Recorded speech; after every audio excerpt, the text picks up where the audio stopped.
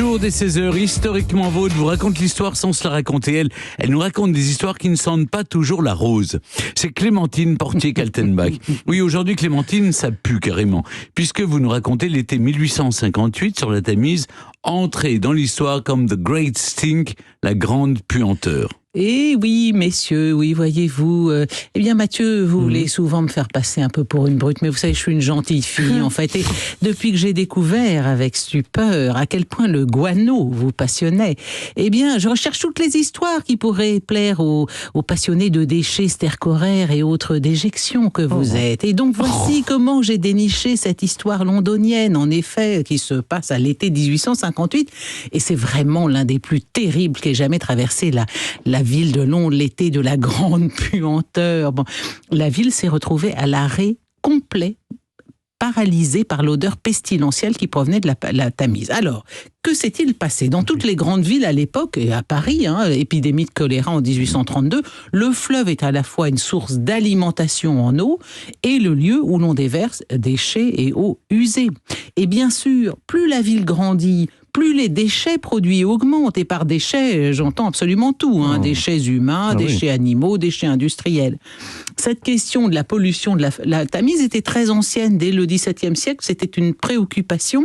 Et depuis cette époque, à Londres, on avait construit plus d'une centaine d'égouts. En 1856, la ville en compte 360 et environ 200 000 fosses d'aisance. Ah, le charme des statistiques. Mais pour la plupart, ces égouts sont en très mauvais état. Alors au début du 19e, on fait un effort substantiel pour permettre un approvisionnement en eau de qualité. Et on va remplacer les conduites médiévales en bois par des conduites en fer. Et c'est à cette époque aussi que les Anglais, quel grand peuple, inventent la chasse d'eau. Et oui, c'est une invention britannique. Le problème, c'est qu'avec la révolution industrielle, la population londonienne au 19e passe d'un peu moins d'1 million à 3 millions d'habitants, ce qui ça va entraîner bien sûr une forte augmentation des rejets dans la Tamise. Et le système est complètement défaillant. Alors que se passe-t-il? Tout ce surplus a tendance à déborder, transformant le fleuve et ses berges en cloaques. Et à l'époque, on est 1858, la Tamise est considérée comme l'une des rivières les plus polluées au monde. Dès 1828, on a l'intuition de ce que c'est que les germes et les microbes. Et des caricatures montrent une goutte d'eau londonienne pleine de monstres. On appelle ça « the monster soup ». On a bien l'intuition que c'est pas bien de boire ça, mais on ne sait pas encore au juste comment le démontrer. En 1854, un certain John Snow élabore une forme rudimentaire de la théorie des germes pour démontrer que l'épidémie de choléra dans un quartier populaire est due à une pompe à eau contaminée. Comment traiter ce problème? Est-ce qu'il faut curer le fleuve, créer un nouveau système d'égout moderne? Et l'un des partisans de cette idée est le célèbre chimiste et physicien anglais Michael Faraday, comme la cage de Faraday. En juillet 1855, il fait une promenade en bateau sur la Tamise et il adresse au Times une lettre où il décrit son expérience.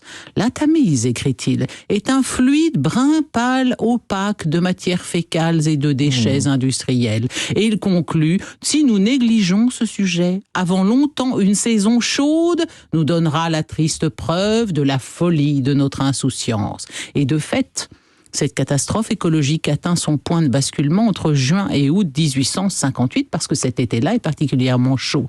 Et les températures vont osciller entre 30 degrés à l'ombre et 48 degrés au soleil. Alors que se passe-t-il mécaniquement? La Tamise baisse et du coup les matières fécales brutes des égouts s'entassent sur les berges de la rivière. Et avec la chaleur, toutes ces boues infâmes accumulées depuis des années se mettent à fermenter, voire à bouillir. Spectacle intéressant. L'odeur est absolument effroyable. Et ceux qui s'aventuraient trop près ou trop longuement perdaient connaissance, saisis par l'odeur pestilentielle.